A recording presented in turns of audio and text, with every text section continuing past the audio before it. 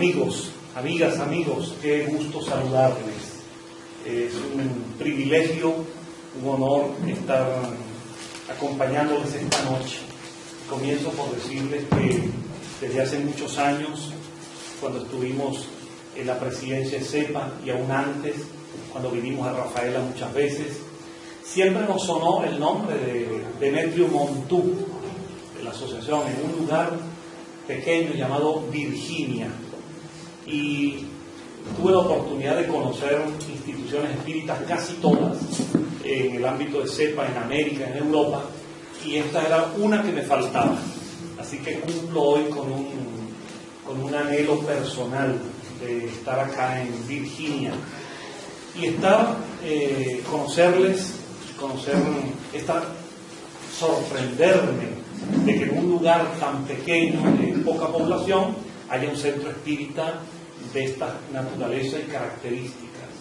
Yo le comentaba a algunos antes que si aplicáramos una simple regla de 3, si de 500 habitantes de Virginia tenemos tantos asociados aquí, si eso se lo aplicamos a Caracas, necesitamos un estadio olímpico para llenarlo. Si aplicamos la misma regla, y lo mismo en cualquier otra ciudad. De modo que es un gusto enorme acompañarles y conocerles directamente a los miembros de Demetrio Montú, que ya algunos, como el señor Montú, aquí delante, ya habíamos conocido en Rafaela. Pero al mismo tiempo es un privilegio decirles que me acompañan personas muy significativas del movimiento espírita panamericano e internacional.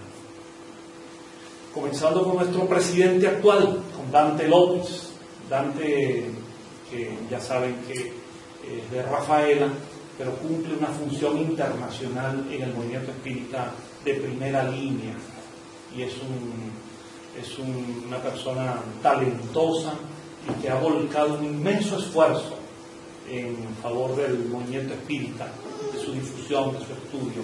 Y con él un equipo extraordinario que con sana envidia, digo que quisiéramos tener todos en cualquier país de América, que le acompañan, de todo este equipo de compañeros de Rafaela, de Espiritismo Verdadero, que es una sociedad que es como un eje del movimiento espírita argentino y panamericano. Igualmente es un verdadero privilegio, es una satisfacción inmensa que esta noche nos reencontremos con el anterior presidente CEPA, con nuestro muy querido amigo, respetado amigo Milton Medrano Moreira, y al lado de Milton su señora Silvia, al lado, porque antes se decía que detrás de un gran hombre y una mujer, ahora es al lado.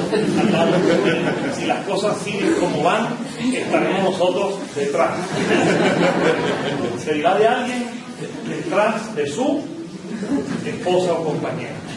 Pero Milton Medrano es un intelectual, un abogado prestigioso, fue juez en Brasil, ha escrito varios libros, algunos de ellos están en castellano, y realiza, después de haber dejado la presidencia de CEPA, realiza una obra notable en su centro espírita, el Centro Cultural Espírita de Porto Alegre, pero particularmente para nosotros muy significativo es que él haya tomado sobre sus hombros la responsabilidad de conducir la revista fundamental de la CEPA, Opinión, y encartada en Opinión el Boletín América Espírita. Sé que les hablo porque lo he visto en la biblioteca y por lo tanto sé que aquí en Virginia se encuentra habitualmente Opinión, que es una publicación para leer y para estudiar.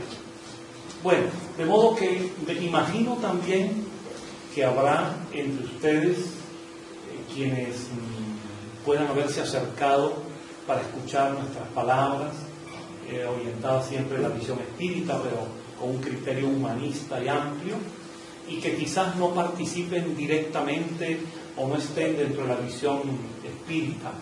Y yo me permito darles igualmente la bienvenida y decirles que para nosotros, los espíritas, compartir con amigos que puedan tener otras visiones filosóficas, culturales o espiritualistas, es también una verdadera alegría, porque el diálogo se da entre los que piensan distinto,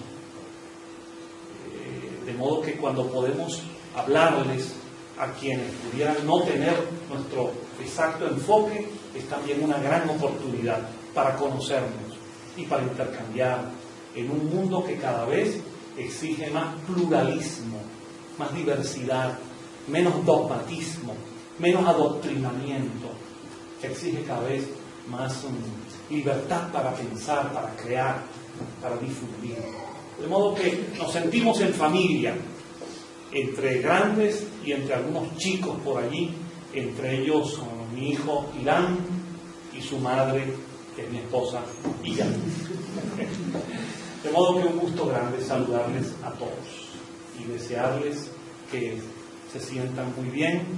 Y se me olvida de manera inadvertida mencionar a este muchacho maravilloso que ha venido desde Centroamérica, que ha hecho un viaje larguísimo desde la patria del Quetzal, de Guatemala, de ese país centroamericano, y ha hecho un largo viaje, ha tenido que ir de Guatemala a Lima, de Lima a Buenos Aires Rafaela y Rafaela Virginia, para estar esta noche aquí. Daniel Torres, un líder espírita que trabaja con nosotros en el ámbito de la cepa.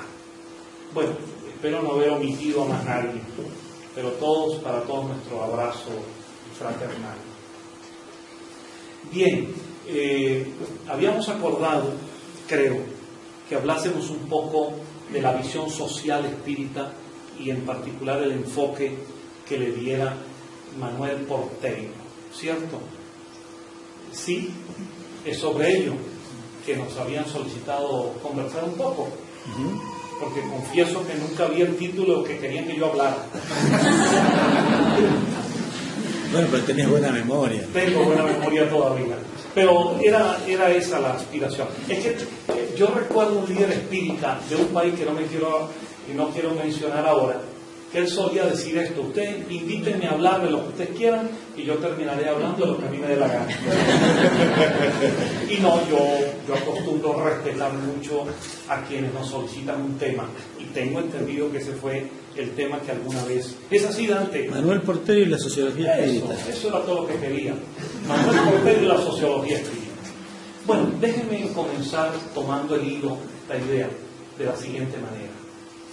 Para quienes conocen lo fundamental del desenvolvimiento histórico del espiritismo, surgido como doctrina sistematizada, codificada por Allan Kardec a mitad del siglo XIX, y quienes conocen esa evolución, no dejan, y lo hemos dejado alguna vez, de sorprendernos, que lo que nació de una aparente banalidad, como eran las llamadas mesas parlantes, aquellos fenómenos extraños, insólitos, que se dieron en Estados Unidos, luego en Europa y en América, fenómenos que mostraban unas mesas donde personas reunidas a su alrededor, las mesas se movían y se les ocurrió que los golpes se podían adaptar a un código alfabético y se podían recibir por lo tanto mensajes, y luego eso lo mejoraron a través de unas tablas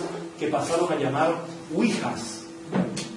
Pues resultaría sorprendente, digo, que de un fenómeno o de un hecho tan insólito y aparentemente superficial se pudiera derivar de él, como ha sido, una elaboración teórica, un corpus, un cuerpo doctrinario, un cuerpo de ideas que es capaz de presentar una visión de Dios y del universo, de la materia y el espíritu, del hombre y de la sociedad, y que tenga la posibilidad en nuestro tiempo, ya con 13 años por delante del siglo XXI, tenga posibilidad de expresar toda una teoría sobre la vida, una teoría sobre la realidad, y que haya tenido como punto de partida unas manifestaciones aparentemente pueriles y simples,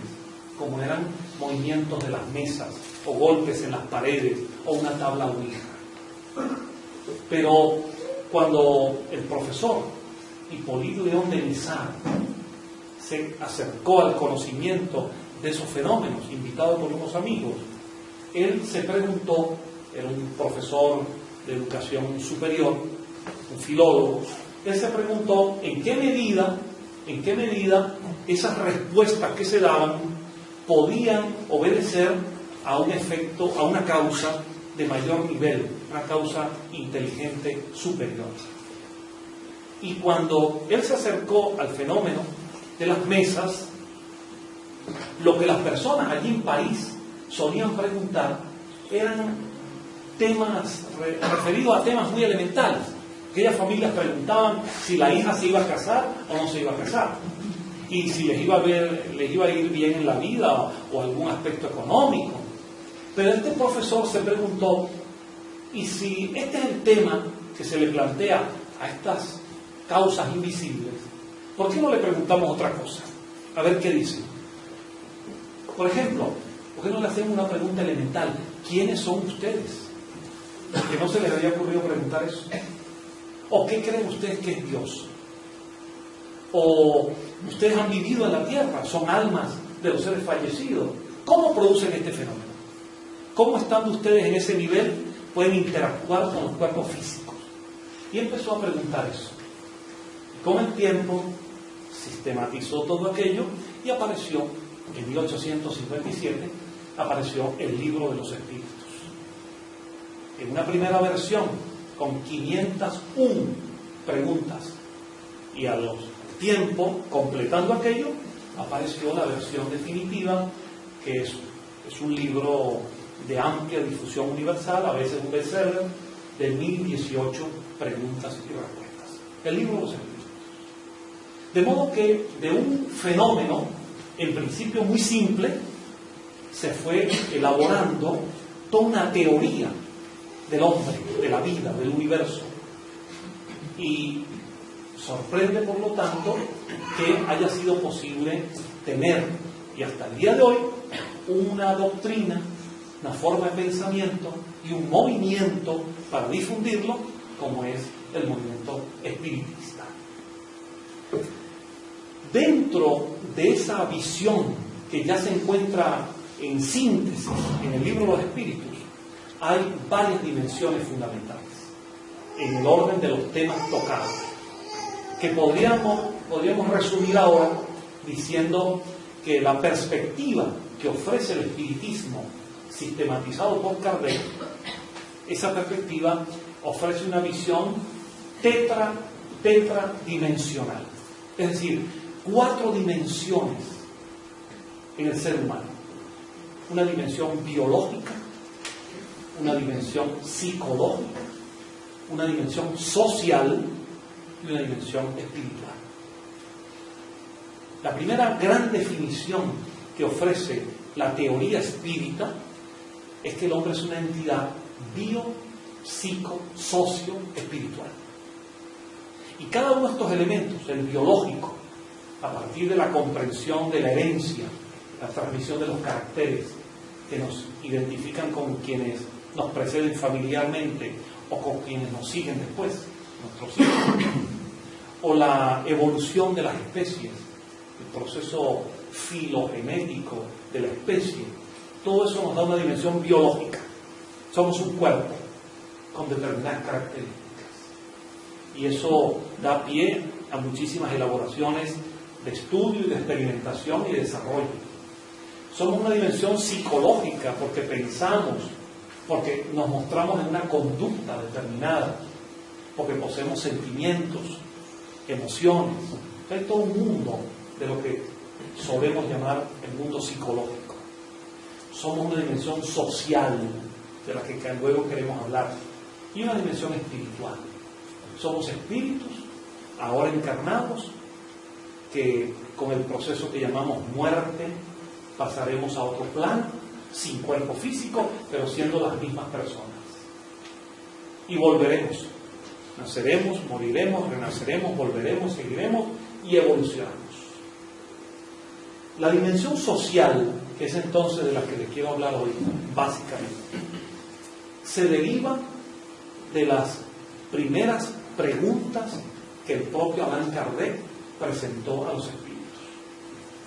Porque algunos que no conocen el espiritismo se imaginan que los espiritistas nos interesa hablar con los muertos, entendiendo por tal a los espíritus. Pero no, el espiritismo es mucho más que eso. Nació de aquel fenómeno simple y se fue elaborando y complejizando hacia una gran visión de la realidad. Esta perspectiva social nace del hecho de que nosotros, espíritus encarnados en cada etapa de cada uno, pasamos a convivir con otros encarnados. Y la convivencia genera relaciones, parentescos, y se va construyendo una estructura social. Somos, por lo tanto, seres sociales. Convivimos y nos relacionamos con los demás. Y de esa convivencia y de esa relación nacen deberes y derechos. Y se supone que las normativas sociales han de establecer que los derechos de cada uno terminan donde nacen los derechos del otro. Y que para poder tener derechos hay que cumplir con ciertos deberes, para que la sociedad funcione con cierta armonía, porque de lo contrario sería una jungla humana, aunque a veces se parece, pero no debería ser. Esta preocupación de tipo social ya el propio Kardec la mostró en las preguntas que luego aparecen en el libro de los espíritus, y que Kardec las presentó, por ejemplo, en lo que llamó las grandes leyes: la ley de reproducción, la ley de igualdad, la ley de libertad, la ley de justicia, la ley de amor, es decir, leyes que tienen que ver con la regulación de la vida en sociedad. Las preguntas y las respuestas que le dieron los espíritus a Kardec establecieron una primera teoría social espírita. Por cierto, una teoría para su época bastante avanzada.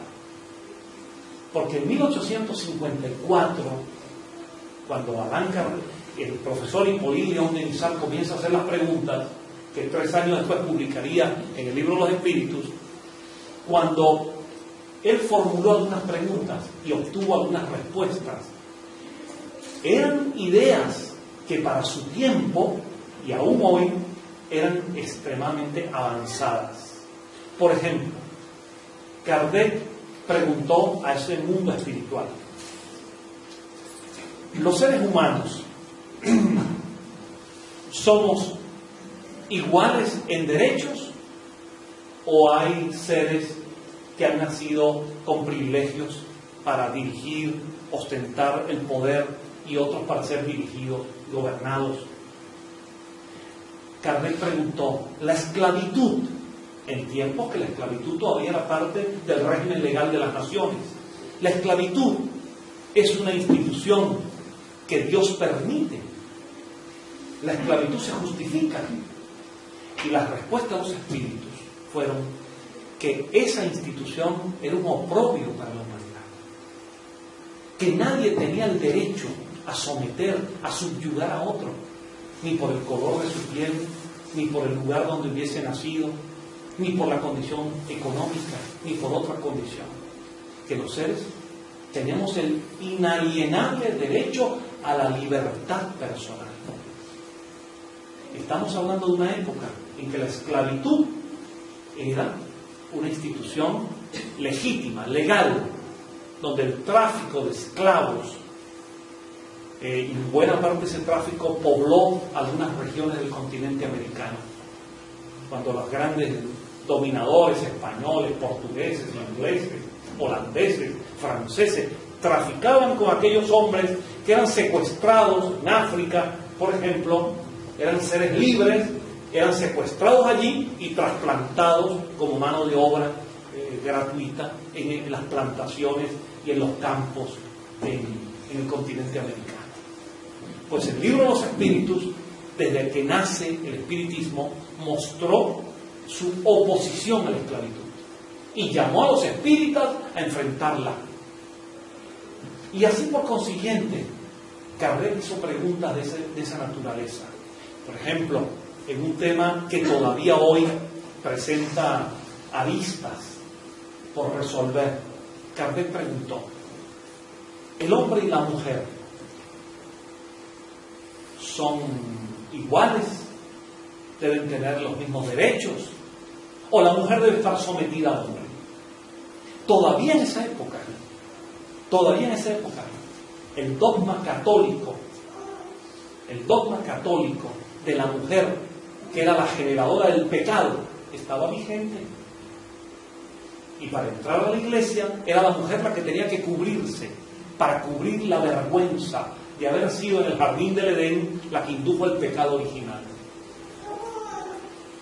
Y los espíritus le dijeron: el espíritu no tiene sexo, nacemos hombres y mujeres alternativamente en distintas situaciones. Hombres de hoy fueron mujeres ayer, mujeres de hoy serán hombres mañana. Por lo tanto, debe buscarse, debe conquistarse la igualdad de género. En 1855, decirle a los hombres dominadores que serían mujeres era un escándalo. Y a más de uno le resultó terriblemente fuerte. Quién sabe si a alguno le encantaría, porque de todo hay en la viña del Señor. Pero resultaba difícil de asumir y de asimilar. Kardec preguntó: el divorcio, en una época que todavía ni siquiera en Francia estaban las leyes del divorcio establecidas, aunque ya había unas conquistas de la Revolución Francesa. El divorcio es natural, es un avance de la civilización, o conforme, pregunta Kardec, o conforme la tradición religiosa, el hombre no puede separar lo que Dios ha unido, es decir, la eternidad del matrimonio. En 1855 le dicen los espíritus a Kardec: el divorcio es una conquista legal de la sociedad, porque el divorcio legalmente solo separa lo que de hecho está separado. Es decir, conquistas de la sociedad moderna. Todavía hay países que no la tienen en su legislación. Ya en el libro de los espíritus apareció. Kardec preguntó un tema, si ustedes se ubican bien, a mitad del siglo XIX, cuando, por ejemplo, ya en 1848, Carlos Marx y Federico Engels habían publicado el Manifiesto Comunista, y se había producido una gran agitación social y sindical al calor de las doctrinas del socialismo marxista. Ya había aparecido Proudhon escribiendo un libro diciendo: la propiedad es un robo. Allan Kardec pregunta en el libro de los espíritus: ¿la propiedad sobre los bienes es legítima o no? Que era un gran tema de la sociología política de la época. Y los espíritus dieron una respuesta que luego Kardec complementó, que en mi opinión sigue teniendo una enorme vigencia sociológica. Los espíritus respondieron: la propiedad es consustancial al ser humano. Ahora, solo es legítima cuando ha sido adquirida honradamente y sin perjuicio de los demás. Es decir, no se trata de abolir la propiedad, se trata de que la propiedad privada, personal, empresarial, social, sea el resultado de una conducta honesta en la vida. Se han equivocado siempre los modelos estatizadores que intentan abolir la propiedad y terminan finalmente retrocediendo, porque es consustancial al ser humano.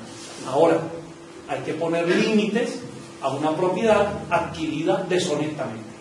o en perjuicio de otros. Así por consiguiente.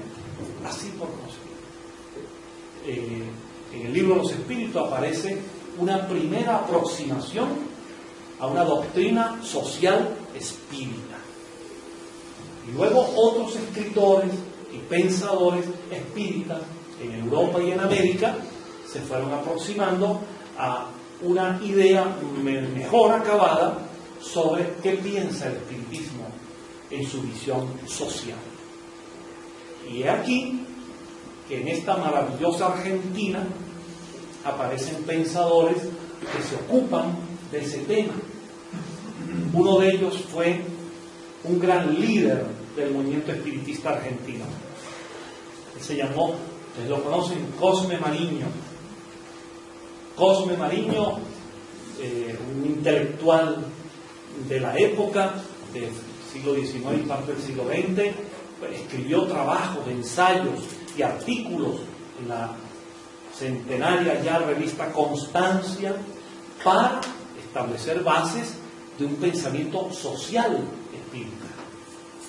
Y aquí que aparece un argentino de manera quizás inesperada, porque aparece un espiritista militante, activo, que sin tener formación académica, sin haber ido a la universidad, habiendo aprendido a leer y escribir tarde, porque era un obrero de un trabajo muy sencillo en los mataderos, en el beneficio de las carnes. Ese obrero, por su vocación autodidacta, por sus ganas de leer, empezó a estudiar libros de distintas tendencias, y ese obrero, ya convertido en un hombre con cierto bagaje cultural, escribió algunas obras que en nuestra opinión, y así lo hemos escrito en un libro, lo hemos considerado el fundador de la sociología espírita. Ese hombre se llamó Manuel Porteiro. Escribió 3 libros básicos, 3 libros estupendos: Espiritismo dialéctico, Concepto espírita de la sociología y Origen de las ideas morales. Y esos 3 libros, además de muchos artículos que hemos recopilado, incluso en libros que hemos publicado después, publicamos uno llamado Espiritismo, Doctrina de Vanguardia, con una colección de artículos de Porteiro. Todo eso forma un cuerpo de ideas para dar pie a lo que estamos llamando la doctrina social del espiritismo. Déjenme decirles que Porteiro me contaba esto a mí personalmente, un discípulo de él, don Humberto Mariotti, también que incursionó mucho en el tema social. Algunos de los presentes lo conocieron. Mariotti me contaba en Buenos Aires hace muchos años que a su vez Porteiro le había contado que él tenía que a veces en una parte del año debía trasladarse a Punta Arenas, al sur de Chile, porque allí había unos meses del año donde había trabajo. Era una época muy dura, a comienzos del siglo XX, en aquella Argentina. Y mientras en el tren, en el vagón del tren, los otros obreros, porque era un obrero, los otros obreros jugaban a la taba y a otros juegos de azar, Porteiro llevaba en una caja libros. Pero curiosamente eran libros dentro de cierta heterogeneidad, porque llevaba, por ejemplo, libros de Marx, de Engels, y llevaba libros de autores anarquistas como Bakunin, pero llevaba el libro Los Espíritus de Kardec, o el libro Hechos que prueban de Amalia Domingo Soler, o llevaba libros de poetas de su tiempo. Allí en Punta Arenas, por cierto, él conoció a esa gran poetisa chilena, premio Nobel de Literatura, que fue Gabriela Mistral, que era maestra de escuela en Punta Arenas.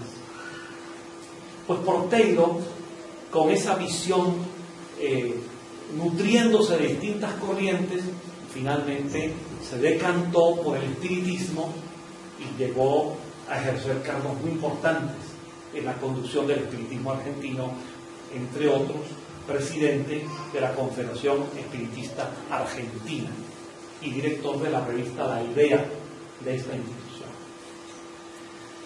En Porteiro encontramos los fundamentos ya mejor estructurados de lo que podemos llamar la visión social del espiritismo. Porteiro tuvo el mérito, y no han sido muchos los que lo han hecho después de él, tuvo el mérito de, habiendo también leído por sus lecturas propias de marxismo, él dijo: el método marxista de análisis, que es el método dialéctico, el método en el cual todo lo que existe está en permanente cambio a partir de la oposición de los contrarios. La tesis, el planteamiento dialéctico, a una tesis se antepone una antítesis y surge una síntesis, y ahí va la evolución de las ideas y de las cosas. Porteiro dijo: este método dialéctico que aplica el marxismo, y ahí surge el materialismo dialéctico, no se podrá aplicar a la doctrina de Kardec. Y él escribe Espiritismo Dialéctico para demostrar, y francamente que lo logró, que el método de la dialéctica encaja perfectamente en una visión espiritualista como la del espiritismo. Sobre todo en el concepto central, porque la oposición fundamental que hay en la vida, en la existencia, es entre dos principios esenciales: la vida y la muerte. Vida y muerte, nacer y morir. Según la visión materialista, se nace y se muere, pero al morir se acaba todo. Se acaba la conciencia, se acaba el ser espiritual, se acaba la vida del que muere. Porteiro se pregunta si la dialéctica es un método, un camino de análisis en el cual toda tesis tiene su contraposición, y de esa contraposición surge una síntesis. Porteiro entonces le hace la pregunta al materialismo: nacer, tesis; morir, su antítesis. Y si con la muerte se acaba todo, ¿dónde está la síntesis? ¿Dónde es la continuidad? Y cuando Porteiro dice: ahora vamos a aplicarlo con el principio kardeciano: nacer y morir, renacer, volver a nacer, para que a su vez volvamos a morir, para continuar naciendo, en un proceso dialéctico en que hay una síntesis que supera la contraposición entre el nacer y el morir y sigue dándonos nuevas etapas de la evolución del ser. A partir de allí, Porteiro aplica el método dialéctico a la interpretación de las sociedades, a la evolución humana, a la evolución de las civilizaciones, y de allí resulta su libro, que nosotros siempre sugerimos que sea leído y estudiado, y mucho más en nuestros días, de espiritismo dialéctico. Él explica, aplicando la dialéctica, despojándola de la visión materialista, colocándola dentro de una perspectiva espiritualista, él aplica una dialéctica espiritualista, el espiritismo dialéctico. Y dentro de ese planteamiento presenta una doctrina social, progresista y avanzada, que a nuestro juicio sigue teniendo absoluta lozanía, sigue estando joven y vigente. La doctrina social espírita que Porteiro y luego otros han venido contribuyendo a elaborar. ¿Cuál es la idea central de Porteiro? Que fue de Kardec, que fue de León Denis, el gran continuador de Kardec, y que está en numerosos autores contemporáneos, el propio Humberto Maiotti o Herculano Pires en Brasil, y así otros más. ¿Cuál es la visión? La visión de Porteiro, y aquí el centro el centro de lo que queremos hablar. Todo lo que hemos hablado hasta ahora es la introducción. Así que prepárense. No.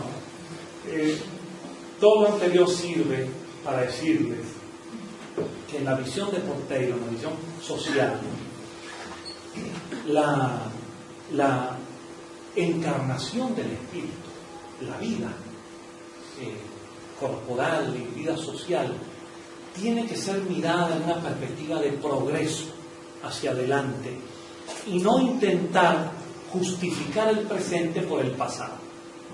Es decir, no tener una visión del espíritu, de su evolución y de la reencarnación, porque de eso se trata. No tener una visión mecánica, una visión retrógrada, una visión según la cual venimos en cada vida a pagar deudas, a pagar expiaciones, a que nos hagan lo que nosotros le hicimos a los demás. Ese viejo concepto, que es heredado de antiguas religiones reencarnacionistas como el hinduismo y la ley del karma, Porteiro dice, la visión espírita es diferente. Nosotros no reencarnamos porque hayamos pecado. Nosotros reencarnamos simplemente porque vivimos. Porque la ley de la vida es la múltiple existencia. No tiene sentido que creamos que el explotado de hoy en la sociedad, y estamos hablando del comienzo del siglo XX, en la época de Porteiro, el explotado de la sociedad industrialista o capitalista, es que en la vida pasada fue un explotador. Y como fue un explotador antes, ahora le toca ser explotado para que aprenda del dolor de lo que significa haberle hecho aquello a los demás. Porteiro dice, no es así. No tiene sentido imaginar que la sociedad, el que ahora es pobre, es porque fue un rico en la vida anterior. Porteiro dice, no es así, porque si eso fuera así, la sociedad del pasado hubiese sido una sociedad de ricos, porque la de hoy es una sociedad de pobres. Y la historia no confirma eso.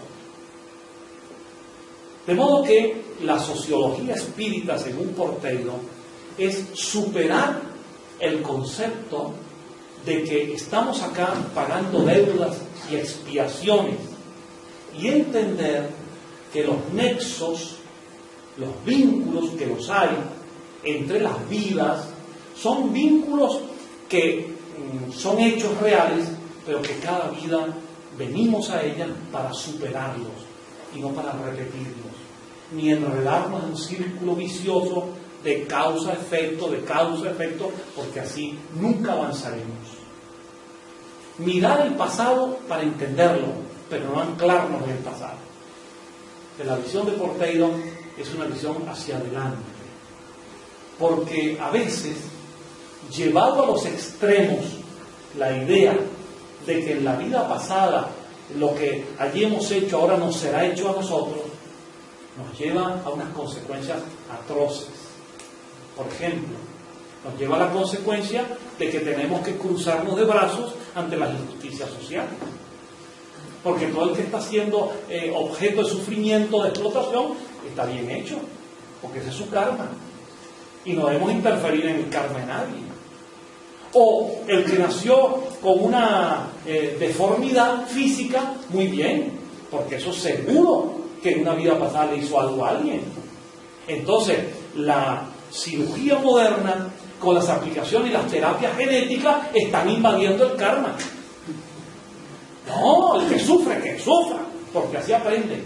El que le va mal, que le vaya mal, porque ese es el dolor. Esa visión nos transforma a los espíritas, el espírita que así la piense, en un conformista y casi en un cómplice. Esa no puede ser la visión de un espírita que ama el progreso, que anhela la superación y que quiere un mundo de felicidad. Ahora, las consecuencias de nuestros actos están allí para que aprendamos de ellas, para que tengamos y tomemos conciencia y rectifiquemos.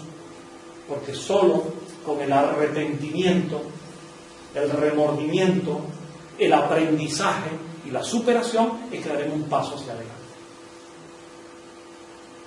A partir de allí, Porteyro propone un modelo de sociedad en la visión espírita. En aquellos tiempos de Porteyro, el modelo que él proponía era un modelo socialista. De hecho, León Denis habló de un socialismo espírita, y Porteyro también, y Mariotti también. Pero sucede ya en nuestros días que la palabra, y ustedes lo saben también como yo, socialismo, tiene tal ambigüedad, tiene tal diversidad, y tiene tantas experiencias históricas, algunas de ellas incluso terribles, que hace falta quizás matizar aquello a lo que se refería Porteyro. Cuando Porteyro hablaba del socialismo, estaba hablando de una experiencia social democrática, no del socialismo que pudo dar origen a modelos totalitarios, autoritarios o represivos, sobre todo de base materialista y atea, sino una perspectiva humanista, socialista humanista, es decir, una enorme preocupación por el mejoramiento de la sociedad y sobre todo por aquellos sectores de la sociedad más humildes, más desheredados, los más golpeados, los excluidos, los marginados, porque ellos también tienen derecho a disfrutar de un mundo pleno para todos.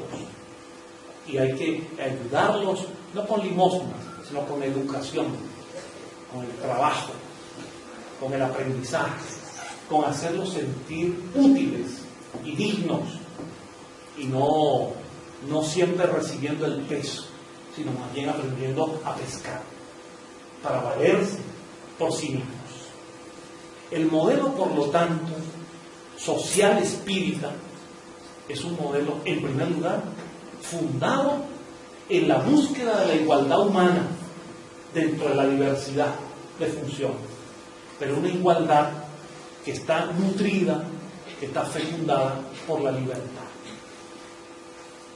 Porque el conflicto, sobre todo en el siglo XX, vivido por la humanidad, fue que sociedades industrializadas, capitalistas, se olvidaron de la igualdad y lo hicieron en nombre de la libertad. Y sociedades socialistas, represivas y dictatoriales, se olvidaron de la libertad en búsqueda de la igualdad. Y aquí estamos en el 2013, sin plena libertad y sin plena igualdad aún.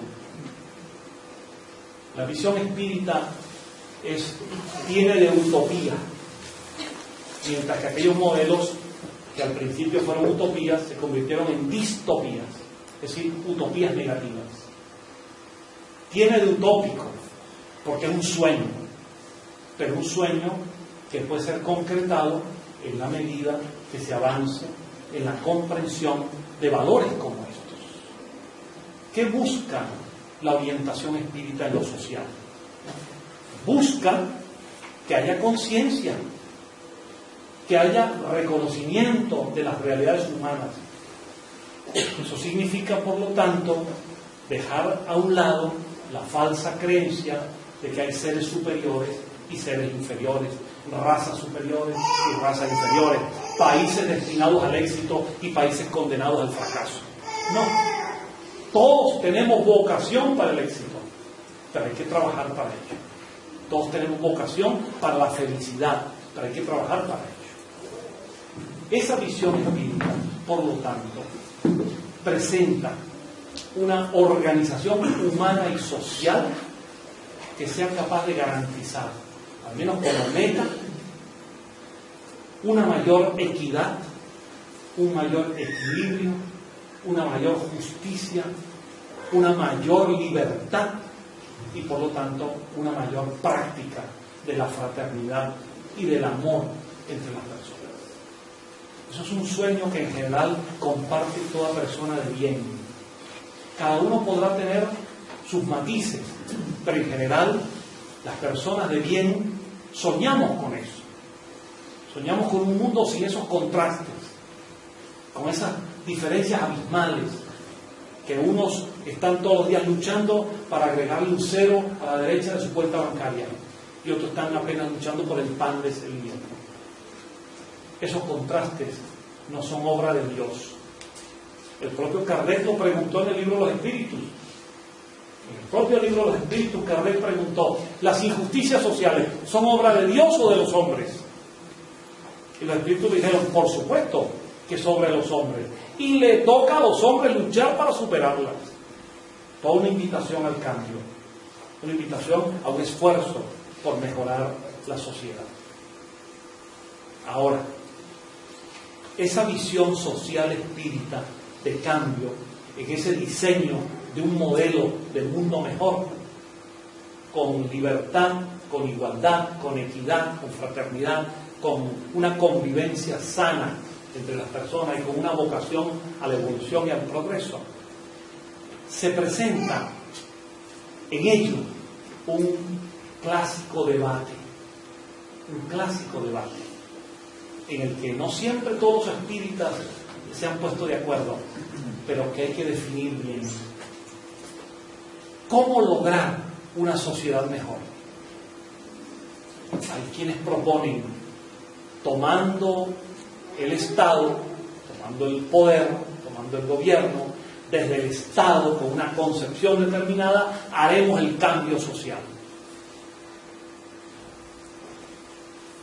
Mientras que en la visión espírita nos preguntamos, y yo les hago esta pregunta para la reflexión de cada uno: ¿es posible el cambio social de la humanidad si no hay un cambio moral en las personas? ¿Es eso posible? Quizás los que creen en modelos estatistas piensan que a través del Estado se puede, pero la historia los desmiente. Ningún modelo estatizador ha logrado mejorar la sociedad. Ha podido tener algunos elementos, pero en conjunto termina reproduciendo los mismos vicios que intentó superar. Porque la pregunta es: ¿los que van a dirigir esa sociedad son realmente, moralmente, los líderes legítimos de ese cambio? ¿Puede alguien cambiar a los demás si no cambia a sí mismo? O sea, ¿alguien le puede pedir a los demás que cambien si no cambia él? ¿Acaso la sociedad mejor no debería ser la prefiguración del hombre mejor, del ser humano mejor? ¿Puede alguien dar lo que no tiene? Hay que dar de acuerdo con lo que se tiene. Yo suelo contar esta anécdota, la he repetido en varias ocasiones, pero como estamos aquí en Virginia la vamos a repetir de nuevo, porque no quisiera dejarla por fuera para quienes no la han escuchado, porque me parece que es esencial. Y como dice Alicia en El País de las Maravillas, un dibujo, un ejemplo vale más que 1000 palabras. Una anécdota que cuentan mucho en Suiza, en tiempos de la Segunda Guerra Mundial. Ustedes saben que Suiza siempre se mantuvo neutral cuando aquellos ejércitos alemanes del nazismo habían invadido Polonia, Checoslovaquia, Holanda, Bélgica, ya habían tomado Francia, habían llegado a París. Sin embargo, Suiza la respetaban, la tenía neutral. Y se cuenta esto en Suiza como un motivo de orgullo nacional del pueblo helvético, un motivo de inmensa satisfacción como pueblo, su neutralidad. Y que una vez pasó esto, en un puesto fronterizo entre Suiza y Alemania, estaban de un lado los soldados alemanes y un destacamento, y del otro lado estaba, del lado suizo, un destacamento de la Guardia Suiza, en la frontera. Y ocurrió, cuentan los suizos, que durante varias noches los alemanes se las arreglaban para pasar al lado suizo unas cajas. Y cuando los suizos en la mañana abrían aquellas cajas, estaban llenas de todos los desperdicios que los alemanes habían producido y se los pasaban al lado suizo. Y cuando aquellos suizos abrían las cajas, los alemanes muertos de risa desde el otro lado, viendo la frustración de los suizos. Y así fue durante días y días, noches y noches. Pero en una oportunidad ocurrió que los soldados alemanes descubrieron que había una cantidad de cajas del lado de ellos. Claro, más de uno estará pensando aquí, los suizos se desquitaron. Pero cuando los alemanes abrieron aquellas cajas, para su sorpresa, se encontraron que estaban llenas de bombones, quesos gruyère, exquisiteces suizas.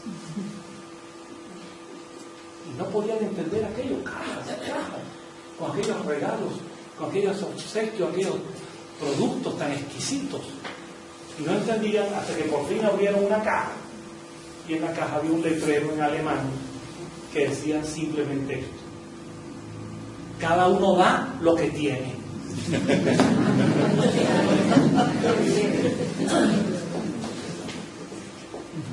Cada uno da lo que tiene. Los Hitler, espíritus enfermizos como Hitler, no podían dar sino eso: ruina, miseria, discriminación, odio. Los Stalin solo podían dar eso: odio, ruina, destrucción, genocidio. Jesús solo podía dar eso: amor. Gandhi solo podía dar eso: compasión y perdón. Cada uno da lo que tiene. Nadie puede pensar en que va a ser el líder de una aldea, de un pueblo, de un país. Lo va a mejorar si en su foro interno no ha mejorado. Porque cada uno es el retrato vivo de lo que intenta edificar. Eso es la visión del espiritismo, que aspira a una sociedad mejor a partir de personas mejores. Pero esto no es fácil. No es nada fácil. Es una lucha contra impulsos, tendencias tremendas. Una lucha frente a los egos y a los apegos. Egoísmos, egocentrismos, envidias, venganzas, odios. Todo eso que hemos llamado lacras del alma, auténticos cáncer del alma. Porque así, como en una explosión de células desordenadas se produce un tumor cancerígeno, igualmente el espíritu en sus líneas de energía, a través de la estructura del periespíritu, puede somatizar enfermedades originadas en pensamientos morbosos, enfermizos y dañinos. Cada vez un ser humano, por determinadas situaciones, sucumbe a la tentación de odiar, de rumiar todo el tiempo amarguras, de pensar en la venganza.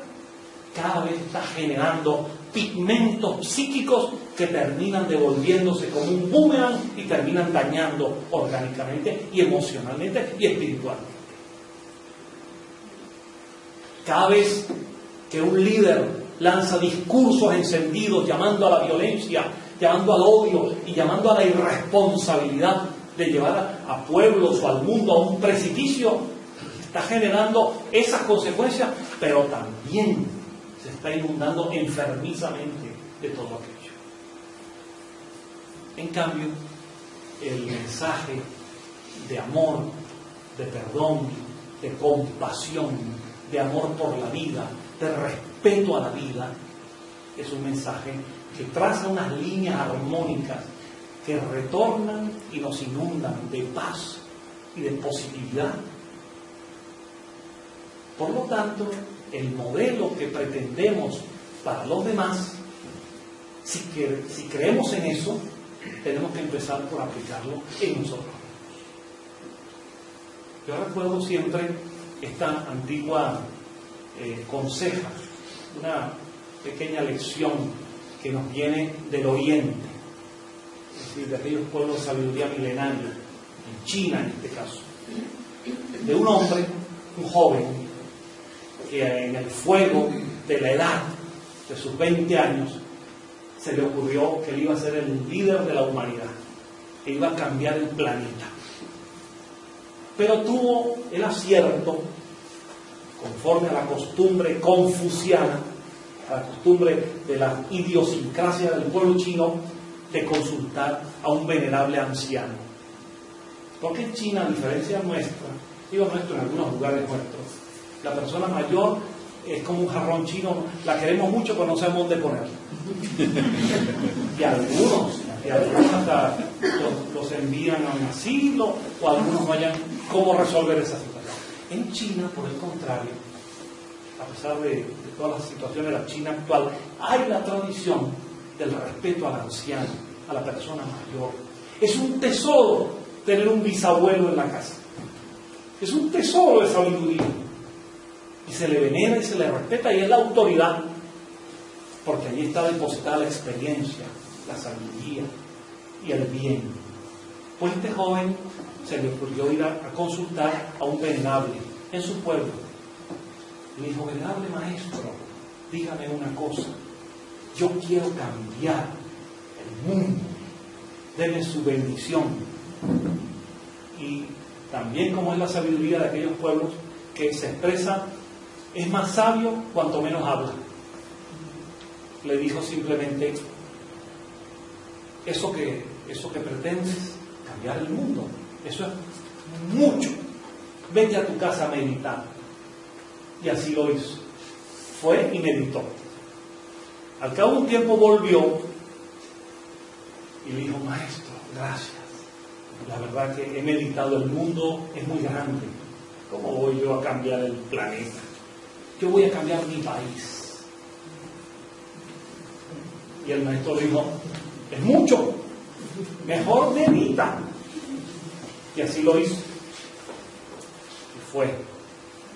Más tarde volvió, dijo: maestro, es verdad, China también es muy grande. Yo voy a ser un líder de mi ciudad. Yo voy a cambiar mi ciudad. ¿Y qué le dijo el maestro?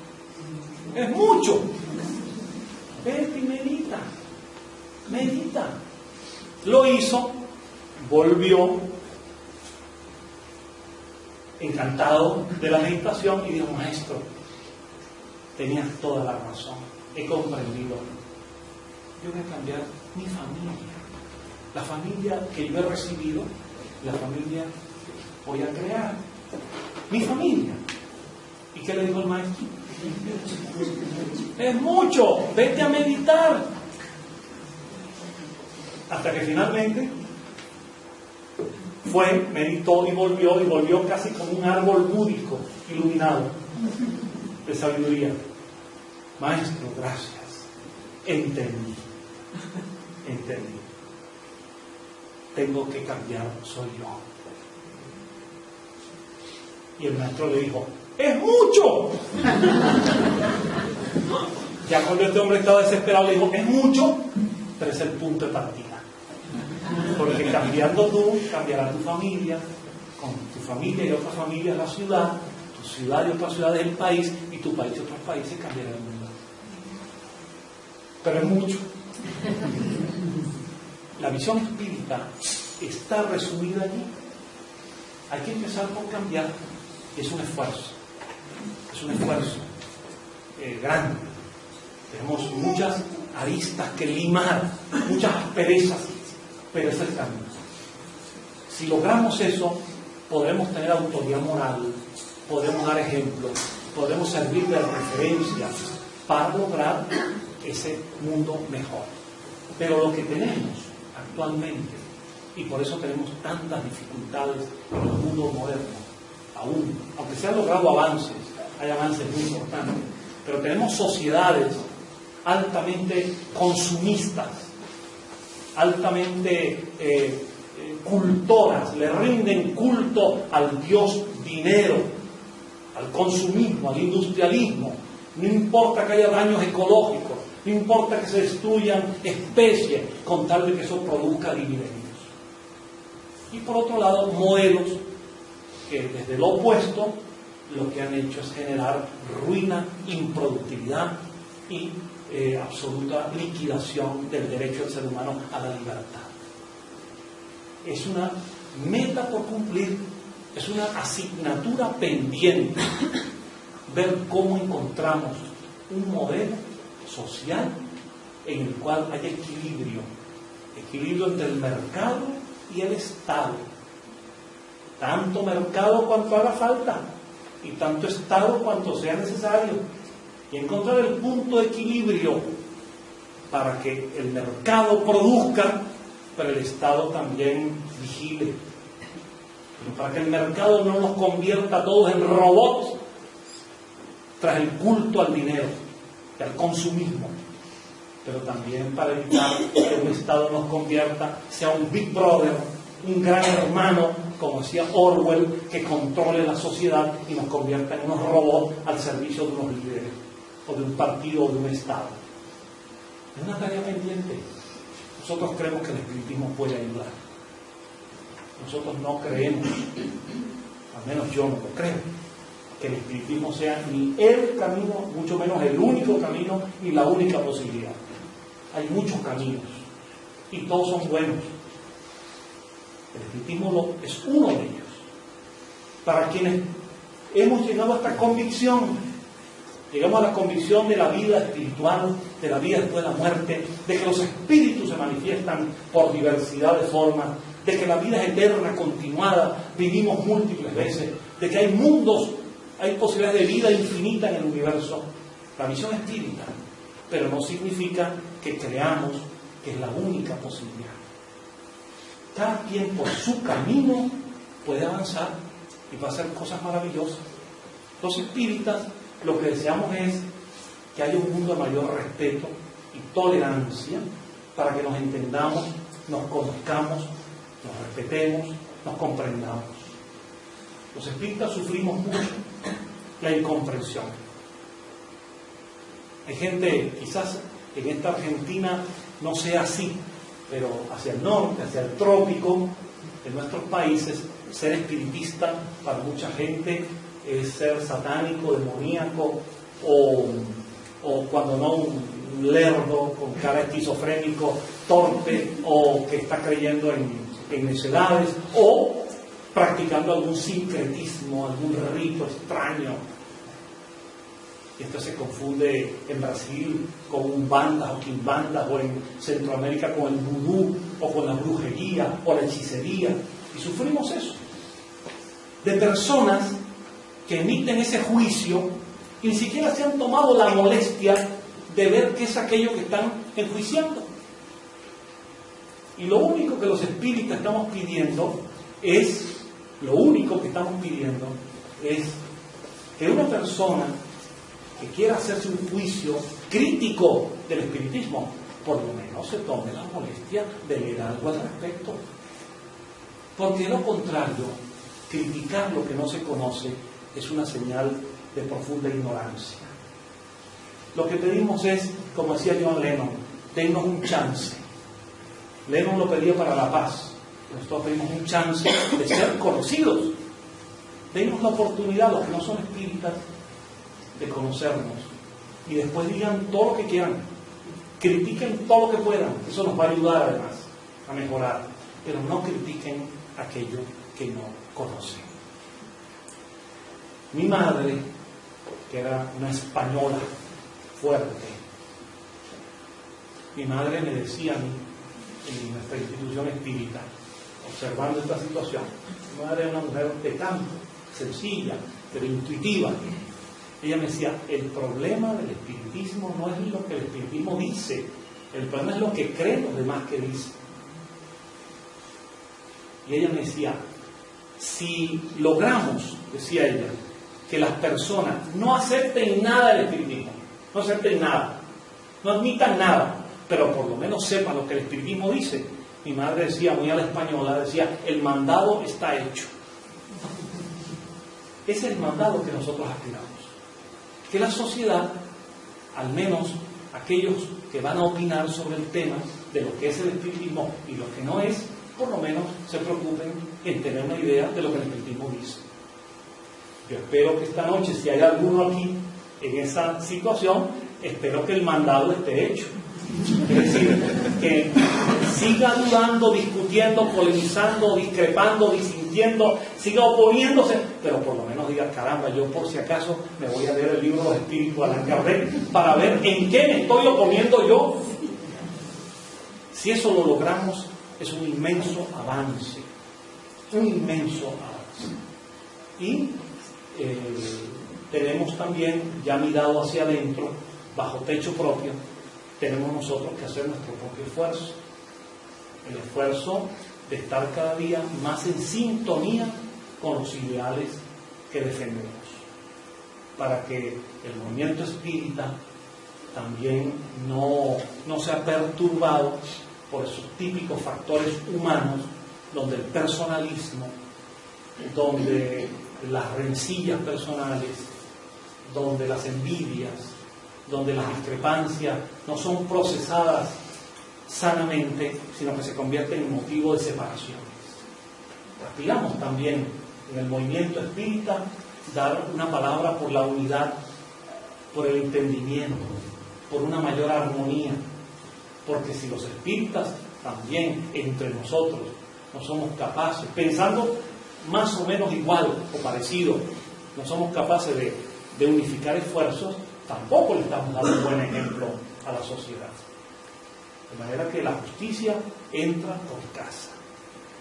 Y eso por una parte, y por la otra, volver a que en nuestra experiencia personal seamos capaces de trabajar interiormente.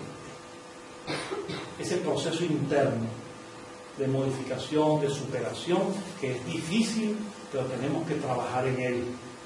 A veces lo logramos, como lo hacen mucho en las instituciones de CEPA en Argentina, con el apoyo de los espíritus desencarnados que orientan hacia el bien, corrigen los errores, nos invitan en esas observaciones mediúmnicas, esas vivencias, con los símbolos, nos invitan a que podamos discernir adecuadamente los caminos. Pero todo se trata de un esfuerzo particular, para que seamos capaces de decir que esta visión del mundo, la doctrina espírita kardeciana, nos ha servido en la vida. Cada uno de nosotros debe darse su respuesta. No se la tiene que dar ni al presidente de la institución, ni a otra persona. Es algo íntimo, interior. La eterna pregunta: esto que yo estoy estudiando, esto que yo vengo a hacer al centro espírita, ¿esto me está sirviendo de verdad? Yo soy mejor persona ahora que antes. Si antes no era espírita y ahora lo soy, ¿soy mejor persona o solo cambié de creencia? Esto tendrá sentido y tendrá razón cuando la respuesta sea afirmativa.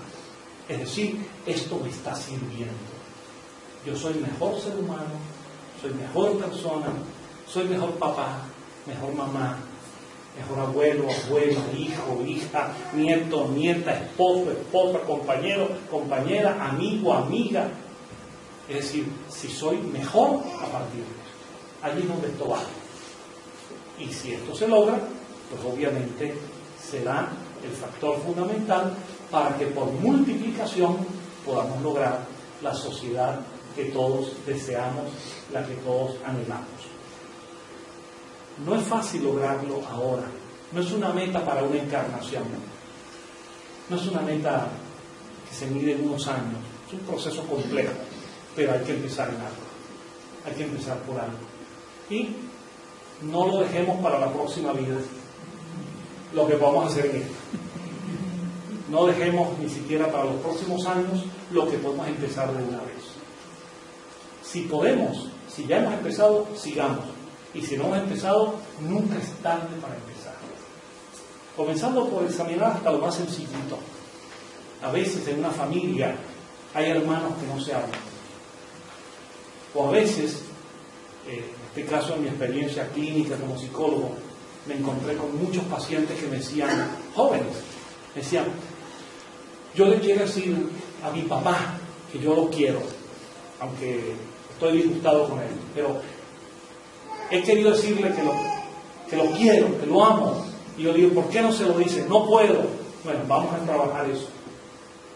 No dejes pasar la oportunidad de reconciliar situaciones, de encontrar armonía, de superar y pasar la página, para que de esa manera te descargues de un mundo emocional dañino y te sientas mucho más libre. Es una tarea para empezar, seguirla los que ya están en ella y empezarla los que aún no se han decidido. Pero es una buena tarea para nuestra salud y en consecuencia la de los demás y por tanto una salud de un mundo mejor, que es la gran propuesta de la sociología escolar. Los quiero mucho.